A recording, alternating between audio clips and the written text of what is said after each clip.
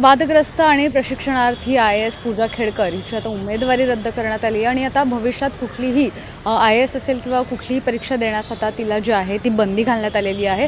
ज्यांनी हे सर्व प्रकरण उघडकीस आणलं ते आपल्यासोबत आहे। तर नेमकी आता काय शिक्षा होणार आणि काय याच्यामध्ये आणखी कोणाकोणाला अटक व्हावी अशी काय मागणी करा?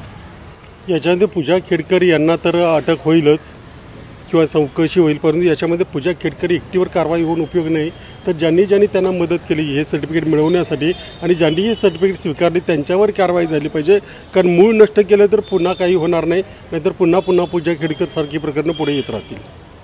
खरं तर याच्यामध्ये आता पूजा खेडकरची हे रद्द झालेली आहे, कोर्टामध्ये सुनावणी देखील पार पडणार आहे। नेमकी आता शिक्षा काय होणार पूजा खेडकर? हे पहा, जर पोलिसांनी व्यवस्थित तपास केला तर त्यांना 7 वर्षापर्यंत शिक्षेची त्याच्यामध्ये तरतूद आहे। परंतु हे सगळं पुढे कसा तपास जातो याच्यावर सगळ्यावर अवलंबून आहे। पण ज्या पद्धतीने सरकारने FIR दाखल केलेलं आहे ते पाहता ती कारवाई कडक होईल याचा मला विश्वास आहे। पूजा खेडकर यांचे कुटुंबीय म्हणजे आई असेल, वडील असेल, त्यांना देखील याच्यामध्ये ते देखील या शिक्षेसाठी पात्र आहेत का? निश्चितपणे ते या शिक्षेसाठी पात्र आहेत, कारण त्यांना नावं बदलून घ्यायला मदत केली आणि ते तसं करत असताना ते गप्पही राहिले नाहीत, तर त्यांच्यासाठी ते लढत होते। अगदी त्यांचे वडील तर जिल्हाधिकारी कार्यालयात जाऊन त्यांनी मुलीसाठी भांडण केलेलं आहे। ह्या गोष्टी लक्षात घ्यायला तेही या प्रकरणात तेवढेच दोषी आहेत।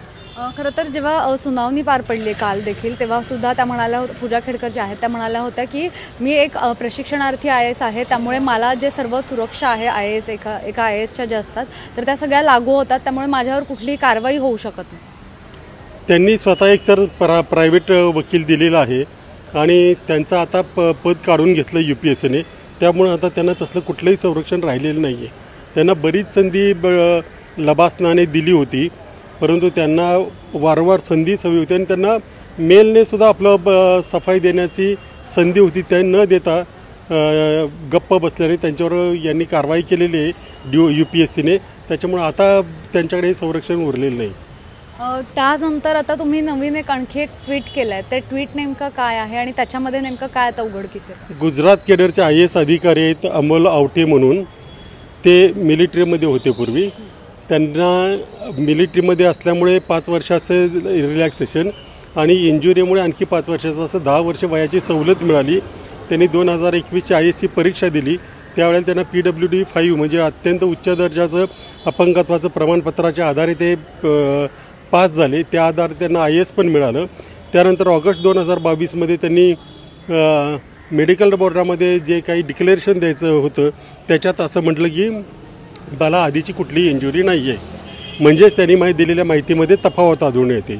शिवाय त्यांनी आत्ता 1 महिन्यापूर्वी जून 2024मध्ये UDIDसाठी एक अर्ज केला आहे, त्याच्यामध्ये त्यांनी तेच म्हटलं की मला आधीची कुठली इंजुरी नाही आहे आणि त्यांनी उत्पन्नाची माहिती देताना ही चुकीची दिली। 1 ते 5 लाख वार्षिक उत्पन्न म्हटलं आहे, परंतु मिलिटरीतल्या अधिकाऱ्यांना कमीत कमी 1 लाख ते 1.5 लाख रुपये पेन्शन असतं। अशा स्थितीत त्यांनी दिलेल्या माहितीमध्ये तफावत आढळून येते आणि IAS सारख्या प्रतिष्ठेच्या परीक्षेमध्ये जाताना सगळ्या बाबी उमेदवारांनी स्वच्छ दिल्या पाहिजेत, पारदर्शकपणे दिल्या पाहिजेत, हे सगळ्यांना लागू आहे। त्यामुळे मी आज ट्विट केलं आणि त्याच्यामध्ये UPSCने DOPT लिहिलं आहे की यांच्या बाबतीत ही चौकशी करण्यात यावी। नक्कीच, तर व्यवस्थित कारवाई झाली तर पूजा खेडकर यांना आता 7 वर्षांची शिक्षा होऊ शकते अशी माहिती यांच्याकडून देण्यात आली। पुण्याहून मोना अनपुरे, स्विक मिरर।